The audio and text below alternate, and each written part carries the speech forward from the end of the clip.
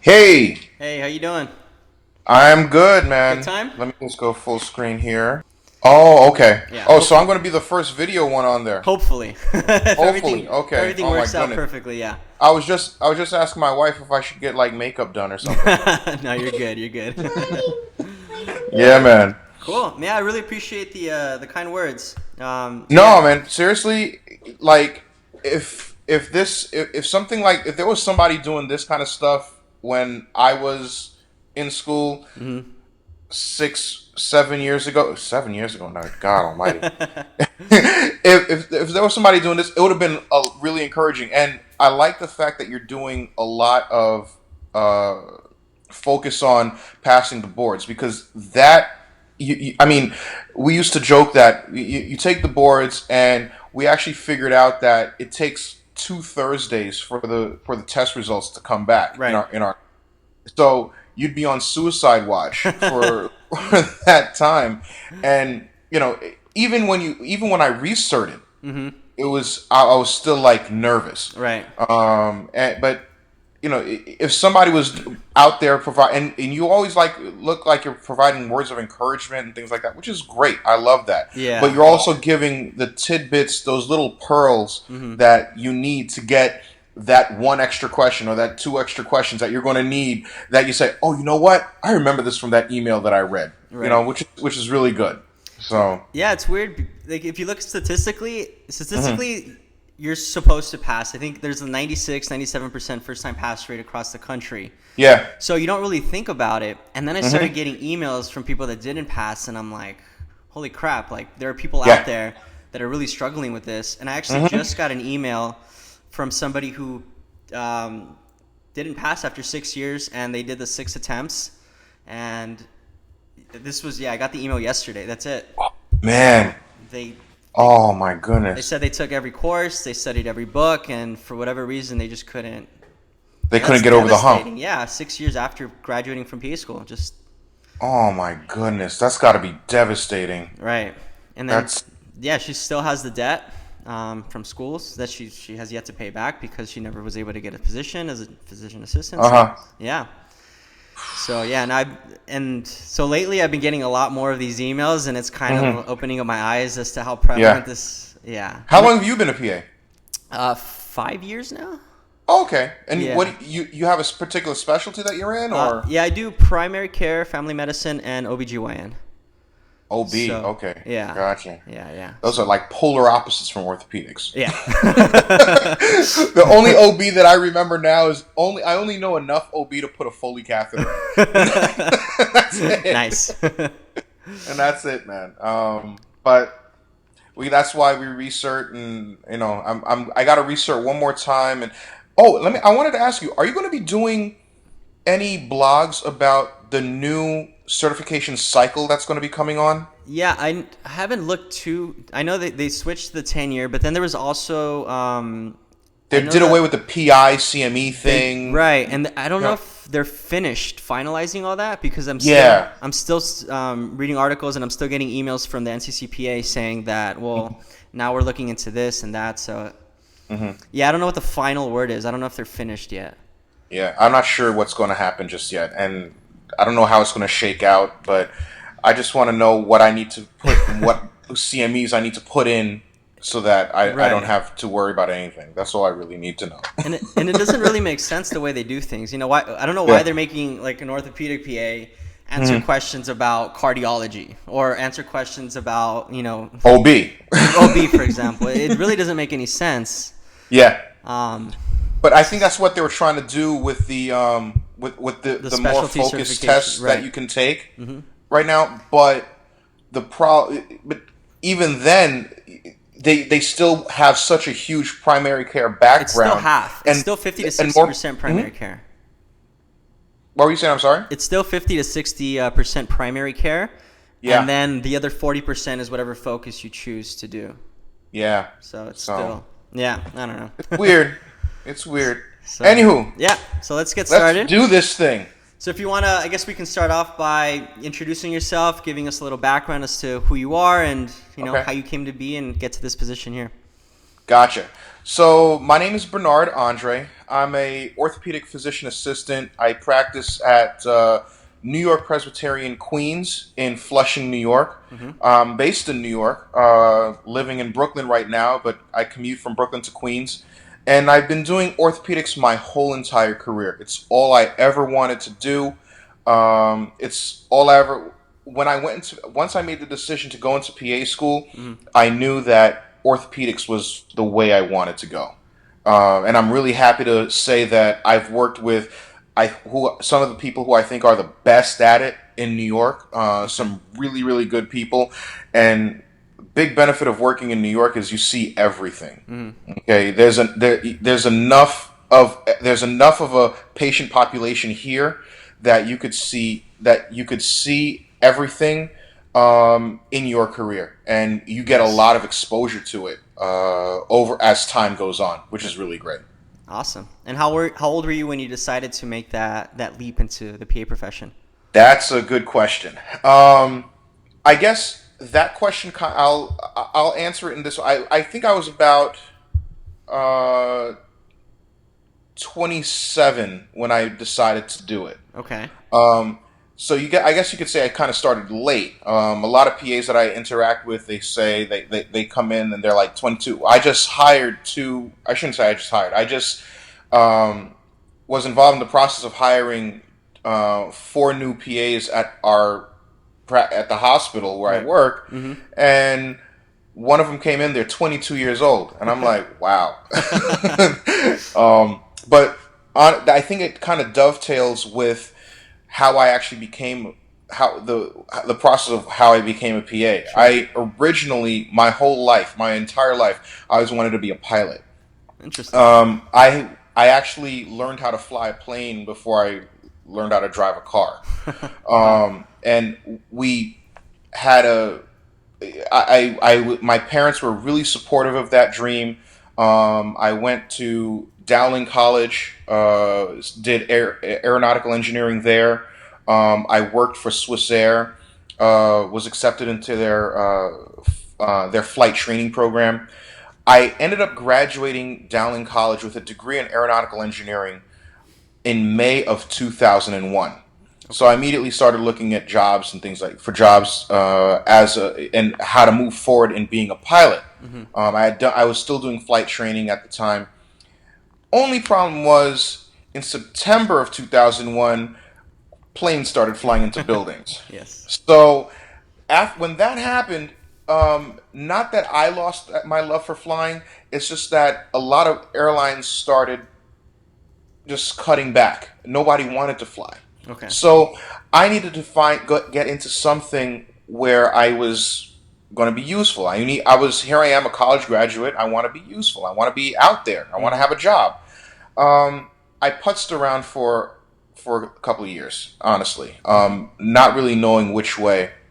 And thank God for my mother, because she was somebody who was always on top of me, and she worked in a managed care center, and one of her best friends was a physician assistant. Okay. And she said, "My best friend is a physician assistant. I think it's something you might want to look at. You might like it." It turns out I looked at it. I loved it. Mm-hmm. I ended up going to Toro College, Okay. and I became the vice president of my class. I had a really good set of classmates. It was like we were teammates. We were a really cohesive group.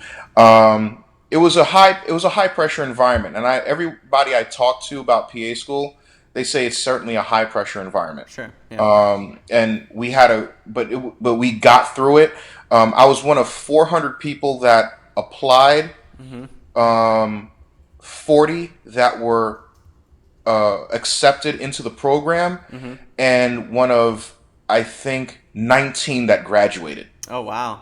Yeah, So so half. we went through a lot. Wow. We Yeah. went through a lot to get to this point.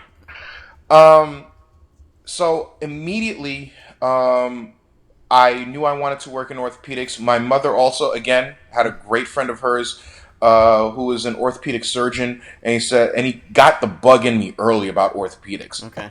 and he would take me into the OR, and I was just exposed to this stuff early. Mm-hmm.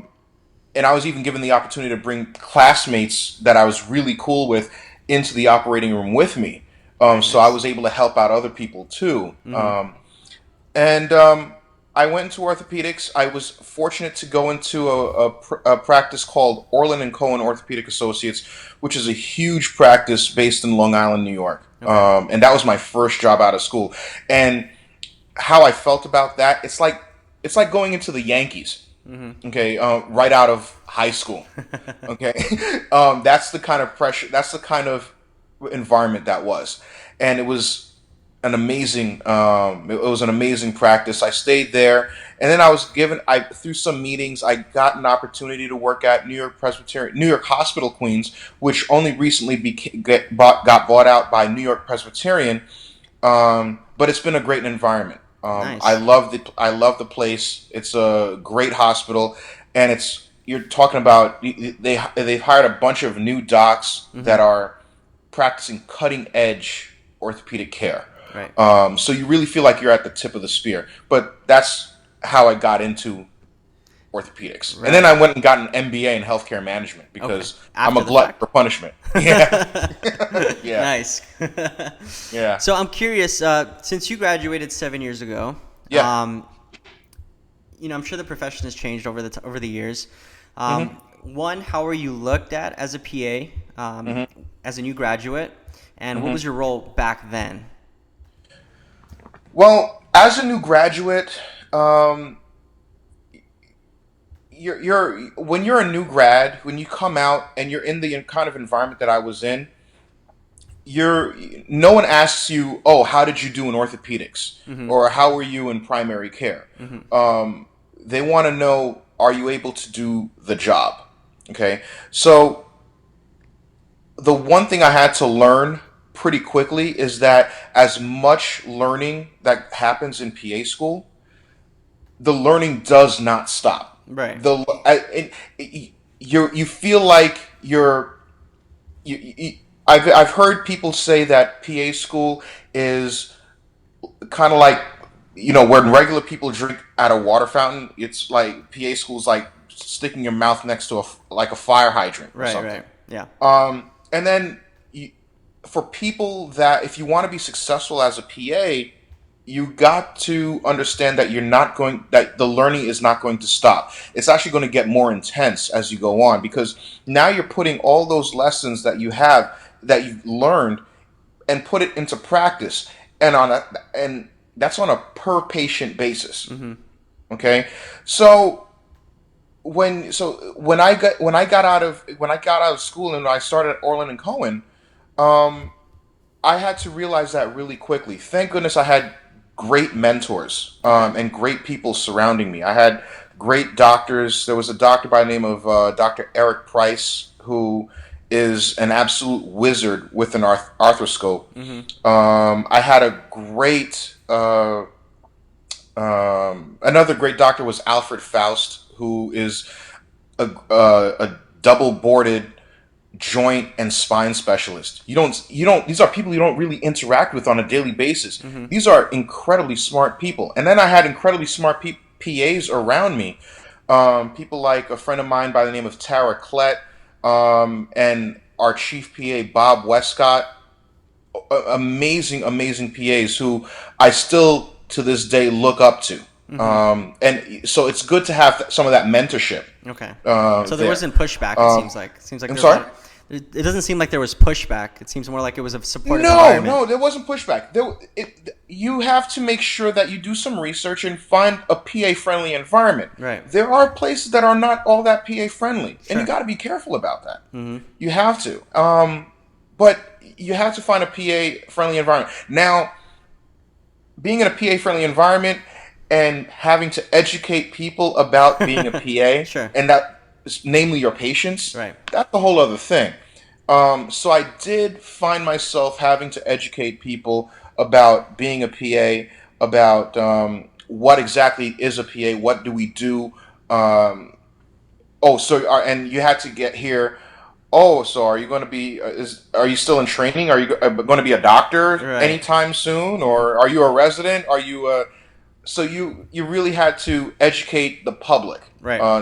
not just about their their issue, the injury that they have, but you find yourself teaching the public about what exactly it is that you are and what exactly it is that you do. Mm-hmm. You know, Yeah. so there was a lot of that. Okay. You know? Yeah. And And even now there still is. there Even still now. is, yeah. But it's easy to get very defensive, Oh yeah. especially at the beginning. You Yeah. know, and you'd think that here we are. We're 50 years into this profession since the Duke University program. Right. Okay, um, and here we are. We're still educating people, but at the same time, and no one knows. It feels like sometimes no one knows about us. But at the same time, you look at Forbes every year, and we're at the top of the list as far as best professions to be in and professions with the most potential for growth, Right. which is crazy to me sometimes. But not everyone Not reads everyone reads Forbes. I Forbes, understand that. yeah. Exactly. Yeah. So awesome. So I mean, and I get a lot of questions, mostly cardiothoracic, but people are very interested to know what the role is in this, surgically. So orthopedic surgery, are you in the Yeah. OR? If you are, what is it that you're doing? These are questions I get a lot. So maybe you can touch on that. So my role has not your role as an orthopedic PA who's in the operating room does evolve, and I would imagine it's the same with other specialties. It evolves based on the doctor's comfort or the surgeon's comfortability with your skill level. Okay. So as I've grown as a PA, I find myself doing more in the operating room. Okay. So when I was first starting, I was working a lot with doing a lot of arthroscopy, Mm-hmm. shoulder scopes, knee scopes, and I was learning a lot about anatomy. And those are really good cases to learn anatomy because you're actually seeing Right. it live and in person, Mm-hmm. and you're seeing how it works. Okay, um, so I was helping with throwing knots or learning how to throw knots and kind of learning my hands a little bit. When you're beginning, I think the doctors really like just they want you to be there to help close. Right. So you have to really learn suturing pretty well. You're learning suturing, Mm-hmm. and fast forward to now, 6 7 years later, I'm at a point where I'm actually contributing to moving the case along. I'm actually having a conversation with the doctor about what the best kind of implant for a total joint is, or how much, how much are we going to medialize on this for this acetabulum on a total hip? How much do you think? Do you think I should medialize more, less, or whatever? Mm-hmm. To There are some doctors that I have literally under a doctor's supervision. I've literally performed a total hip, total knee arthroplasties multiple times, Mm-hmm. and yeah, I've done really great, and I've had a little bit of some success doing that. So Mm-hmm. it's with it goes with hand in hand with the amount of comfortability that the doctor has with you. Right. So it gets really really fun because you get to, I don't want to say play surgeon, but for all practice and purposes, yeah, you get a chance to do that. Sure. So there are a lot of opportunities. I've never heard of a PA doing a total open heart. You mentioned cardiothoracic before. Sure. I Yeah. have never heard of a PA doing a an open heart procedure of any kind. Mm-hmm. I'm sure it happens, but in orthopedics, I could tell you that because that's what I do, and that's what I've seen. Correct. So. Yeah, Mhm, that's awesome. Yeah, I feel like a lot of people restrict, they put this glass ceiling as to what's possible just because it hasn't been done. It's yeah. people feel like it can't be done. So you hearing that, I feel like this is going to be the first time where a lot of people actually hear Yeah. the amount of autonomy that you actually have in the OR as a you you mentioned autonomy, and that's a really good thing, and that because I think PAs in general are getting a lot more autonomy as the profession grows Mm-hmm. and as people learn more and more about us. As far as I know now, there's talk about PAs. I know NPs can open up their own practices in some states. Yeah. I think there's talk about PAs being able to do the same thing. It's Um, possible. So here in California, mhm, so technically the guy I work for with, I don't know, however you want to categorize it, but he owns the clinic and he's a physician assistant. okay, yeah, It's really as to the percentage. yeah, So he can't own more than 50%, but he could still right. be the majority stakeholder by having Hmm. two or three other doctors. So he owns 49, and then the other doctors each own like 10 or 15% each, something like that. So it's Yeah, just you got to find the legalities around you it. got to find. There is a legal issue. Yes, 100%, absolutely, 100%. absolutely.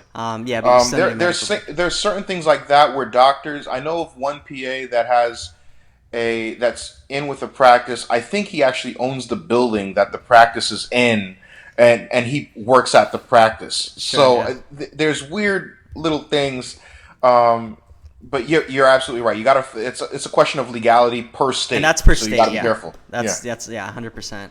Hmm. Awesome, great. So, and what kind of hours are you working right now, Okay, so schedule wise? I work myself. I work 5 12-hour shifts a week, so that's a 60-hour work week, Okay, and that's Monday through Friday and some weekends. Now, that's not the norm. Okay, sounds very that's exhausting. not the norm. A lot of PAs do 3 days a week. I've been offered jobs where I could do 3 days, where I could do 3 days a week, 3 12s, and then the rest be overtime. Sure. So, specifically in orthopedics, but I think around the PA world in and of itself, you could find whatever shift that works best for you, Right. so that you get the best. I guess the word is the work life balance. Right. So you could find so don't not everyone works the hours that I work. I'm a little bit of a workaholic, and I I like to have the extra money so I could do a couple of cooler things if Yeah. I want to.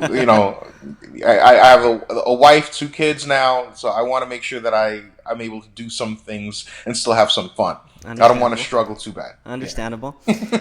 I'm curious to your thoughts on the whole diversifying specialties. You know, a lot of people go into the PA profession because they give the excuse that they can work cardiology, and once they're bored with cardiology, they can jump to dermatology, and if they get bored with Mm-hmm. dermatology, they can jump to OBGYN. Mm-hmm. But to me, I mean, that doesn't really make sense personally. And I don't care what your title is, but if you've been working as in a cardiology specialty for 10 years, but I want to see a dermatologist, probably not going to feel very comfortable seeing you. You know, I don't know. What are your thoughts on the whole jumping My thoughts specialties? are pretty much the same, but at the same time, if I'm a patient, okay, and I'm seeing you, I don't know what your history has been unless you tell me. True. Yeah. So you don't have, you don't have to. We as PAs, we don't have to do what doctors do and reboard in another specialty if we want to go into another specialty.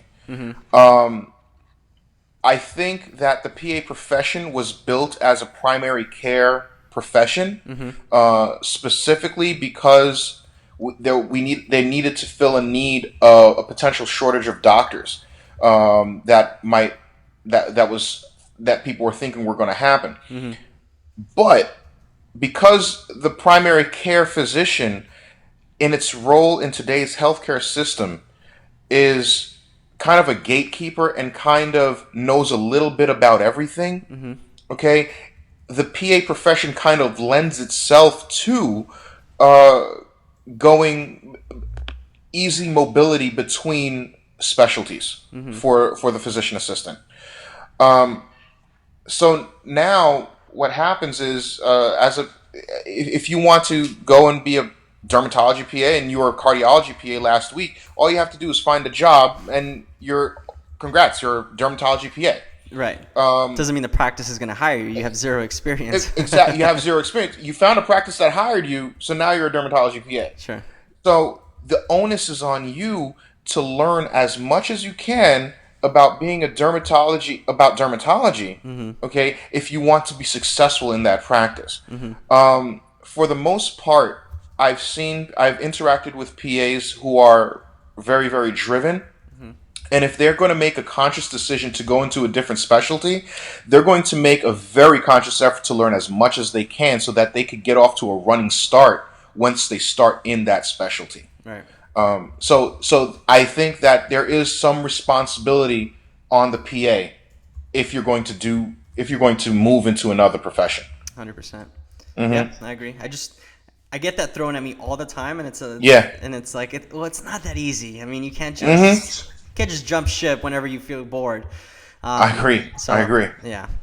So I agree. great. So if you could also touch on, I don't know if there have been any specific challenges, obstacles that you've had to overcome, whether it's cases, whether it's autonomy, whether it's respect, in your 7 years as a PA. There, there's all that. You experience all of that. Part of me feels like you got to roll with the punches, and that there's a you have in any office environment, in any high pressure environment, and let's be honest, orthopedics I know is a high pressure environment. Mm-hmm. Cardiothoracic surgery is a high pressure environment. You're dealing with people where things can go wrong. You're dealing with people who are specifically having a really bad day. Mm-hmm. Okay, and that in and of itself leads to a high increased pressure on the PA. Mm-hmm. Add to that office politics. Um, I don't like this surgeon, or I don't like this doctor. This doctor might not have the best attitude. Right. This person is having a bad day, or this other person, I don't feel like they're pulling their weight in work. Um, That's any profession. that's any profession. Yeah. This. So, like I said to you before, the PAs that I know are pretty driven people, Mm-hmm. and they want to make sure that the work gets done. The PAs that I work for at New York Presbyterian now, that I work with, the doctors I work for at New York Presbyterian, our chairman is a guy by the name of Jeffrey Rosen. He's a guy who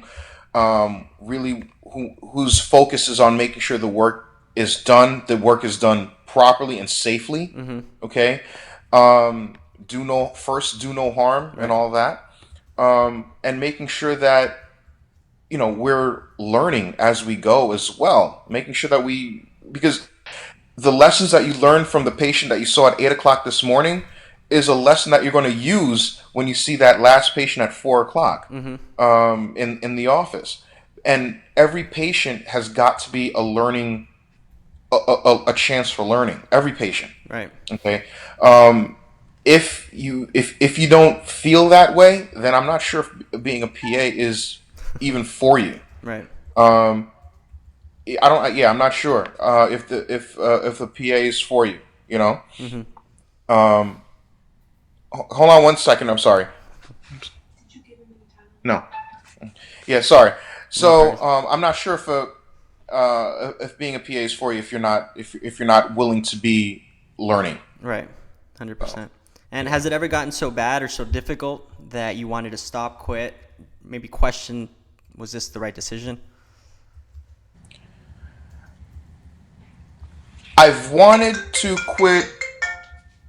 I've wanted to quit a job. Okay. I've never wanted to quit the profession. Okay. The dirty little secret about me, Mm-hmm. okay, is I love what I do, and I would do this job for free if it needed to be done. There it If is. anybody from New York Presbyterian is watching this, strike that.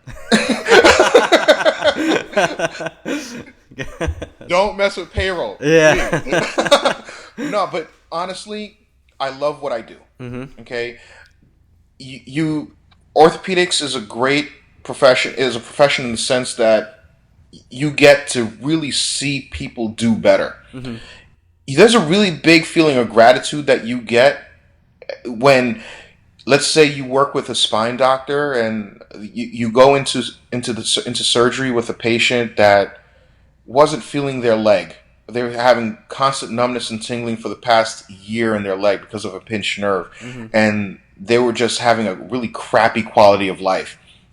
And then they wake up, and you're like, "Wow, this is. I feel my leg now. This Mm-hmm. feels normal." And you because you saw that disc that was pinching on on that nerve root, and were able to remove that. There's a really good feeling of gratitude when I see a patient, and I see this every week. I see a patient that was walking or limping, and all of a sudden now they got a hip replacement or a knee replacement. And just this week, the doctor I work with, Dr. Aditya Darasari, um, we we had a patient that wasn't doing great at all. They were limping everywhere. They hardly could get out of a car. We do a total hip on them that day. The day 4 hours after surgery, they Mm-hmm. walk 100 feet, and they're saying, "I don't believe that I'm doing this." The next day, they walk 300 feet, and I'm sitting there like, "You need to be walking out of this hospital right now. You don't even need to go to a rehab center." Mm-hmm. Okay, there's a lot of you feel good about that, Sure. and you can't put a. I don't think you could put a price on that. Okay, we treat athletes at where I work. Mm-hmm. We've worked a lot extensively with the New York Cosmos, the soccer team, Mm-hmm. um, and making sure that these athletes are able to stay on the field, and provide soccer enjoyment for tens of thousands of people at a time. Mm-hmm. Feel good about that. Helping you're really helping people. Right. I Yeah. Yeah. So I do it for free, but I'm happy I get paid for it. No, you've touched on an interesting topic here. I don't know if you're familiar with Tony Robbins at all, but Mm-hmm. he says something that success without fulfillment is the ultimate Mm-hmm. failure, and that's something I really believe. And one of the ways to feel fulfilled is by doing something that's greater than you.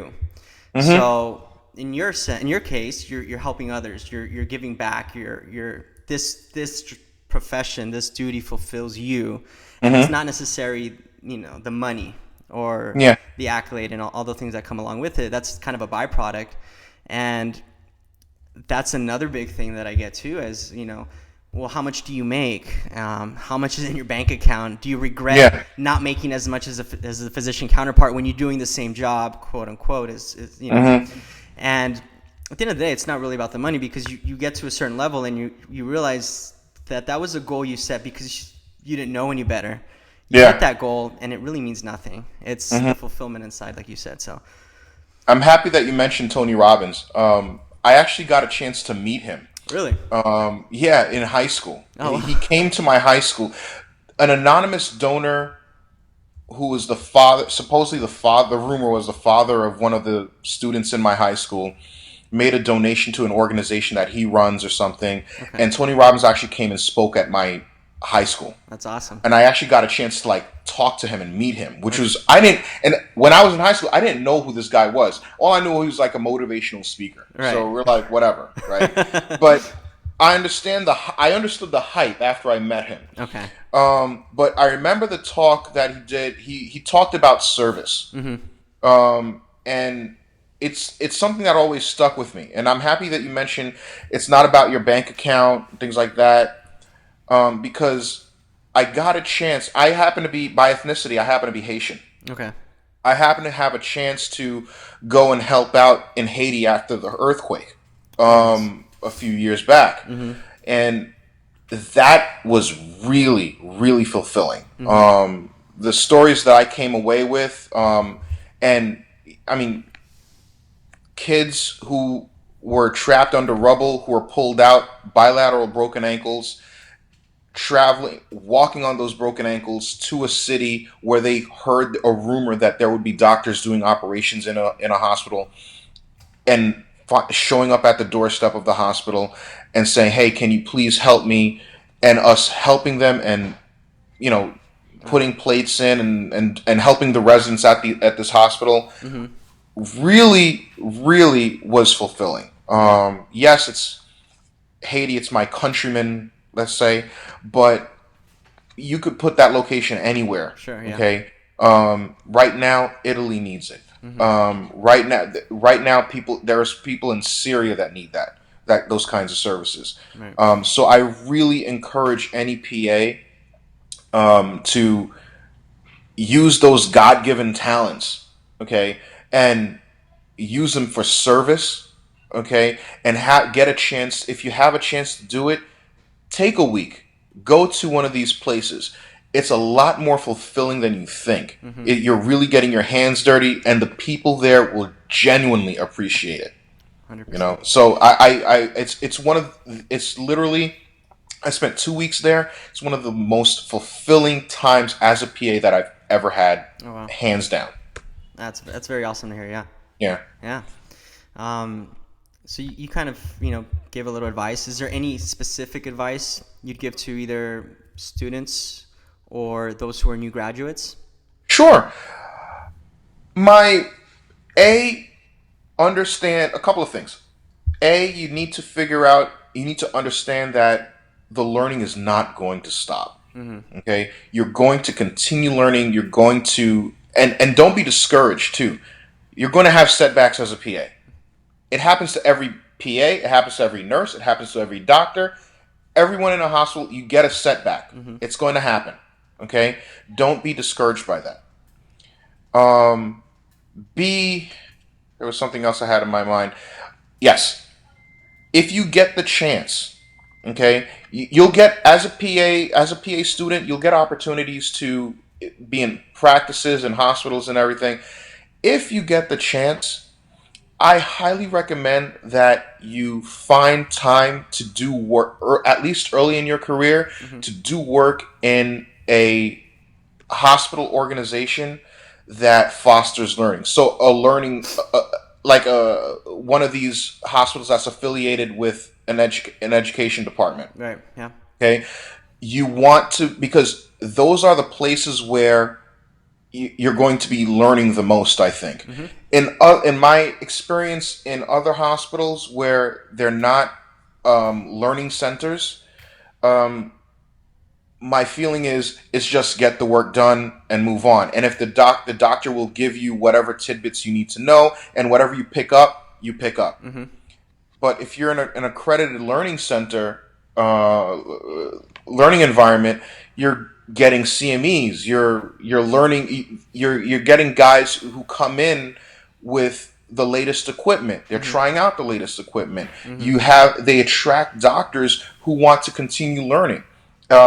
And who are actual professors of orthopedics or associate professors of orthopedics. Mm-hmm. So if you put yourself in an environment of learning, there's no way, unless you're just not receptive to it, there's no way you're not gonna learn anything. Right. You're going to be, and you're gonna feel like you're at the tip of the spear in your profession, Mm-hmm. which is exactly where you want to be, because when that happens, your patients have the best outcomes, and that's what, in the end, that's what it's all about: making sure your patients have the best outcomes that they can have. 100%. Yeah, I always tell people take the lower paying job at first. I mean, Mm-hmm. I have loans, I have debt, I have to do. Mm-hmm.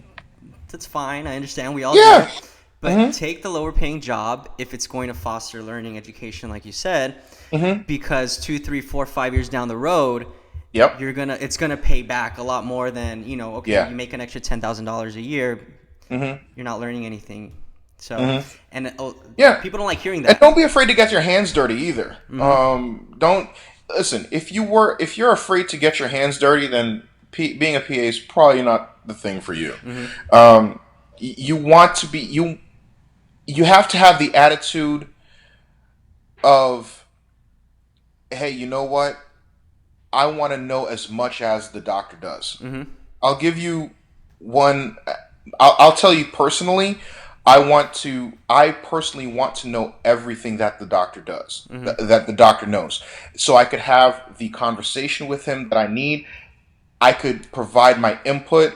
I'm not trying to pat myself on the back. There have been times when I've said, "Are you sure that's the right size of a hip or anything?" And we look at it and say, and you're like, you know what? We're going to go up. It's happened where they say we're going to go. What Bernard says, and so far everything has been fine. Knock Sure. on wood. Um, on the flip side of that coin, I'll give you a quick anecdote about something that happened to me. I'm not going to tell you. It doesn't need the hospital or Sure. practice. It doesn't need to. It doesn't matter. Mm-hmm. But I worked with a surgeon who had a couple of issues, Mm-hmm. or he was hitting where he hit the bottle a little bit, and this provided an ethical dilemma for me. Uh-huh. And one day we're doing a total hip, and he collapsed in the operating room. Oh wow. Um, and in my head, I've always said, I up until that point in my head, I was always like, I want to know as much as the doctor does, so that if the doctor collapses, I could go and continue the case. And I'm like, holy crap, this is happening. This is like happening right now. Right. And no joke, I felt I relive the moment from time to time. We were reaming an acetabulum, and he looked at me and he says, "I feel hot. I feel hot." And then his eyes just rolled in the back of his head and he collapsed. And I was like, "Okay, I have 5 seconds to myself to freak out, but not so much that the nursing staff in the room Sure. gets freaked out as well." And I said, I was able to, and I was surprised at how calm I was in Mm-hmm. the situation. I had some experience as a PA at that point, Mm-hmm.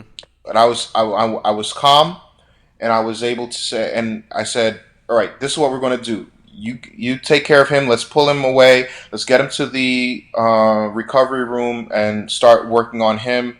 Let's call for another doctor. Um, Honestly, I was like, in my head, I was like, if you guys want me to finish the case, I can finish the case. But I'm not credentialed to do that. Right. I'm a PA. I need to know my role, and my Mm-hmm. role is to assist a physician. Mm-hmm. And I needed another physician there so that we could finish the case.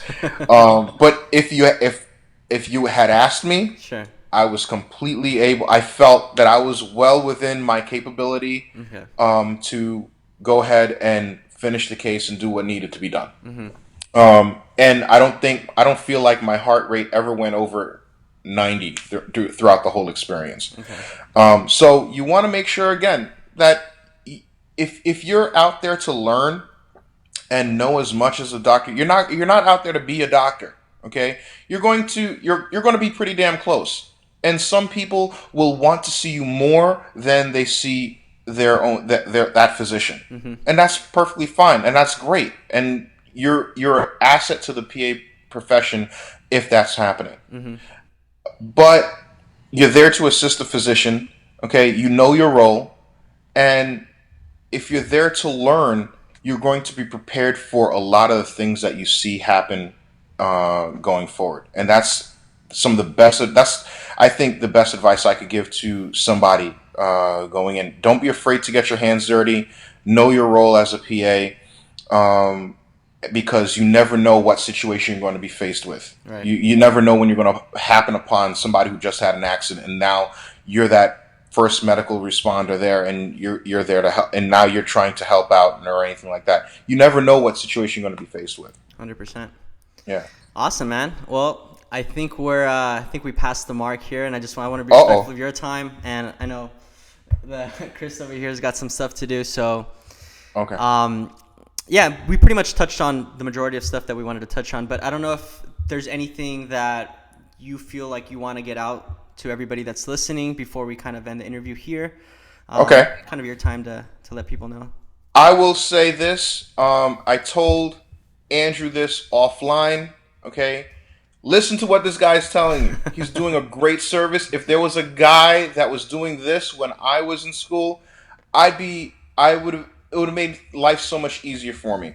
I'm really happy that there's somebody like you who's out there telling people and educating people. It's people like you who are going to be like leaders of our profession. Honestly, by taking the initiative and doing what you're doing, it's amazing what you're doing. I'm so happy that you're out there doing this. And honestly, if there's anything that you ever need me for, anything I can do to help, I'm there for you, man. I Seriously. appreciate that. Thank you. I really do. I'm sure you get that a lot, but I really mean that. 100%. No, yeah, I'll definitely take you up on that. And anytime you're in Awesome. LA, you have my email, and I check Yeah, it often. So yeah, absolutely. we'll grab lunch All or right, something. guys. Thanks so much. All I right, really appreciate appreciate it. the You have a great opportunity. night. You too. Be Uh, well. Bye bye. Bye.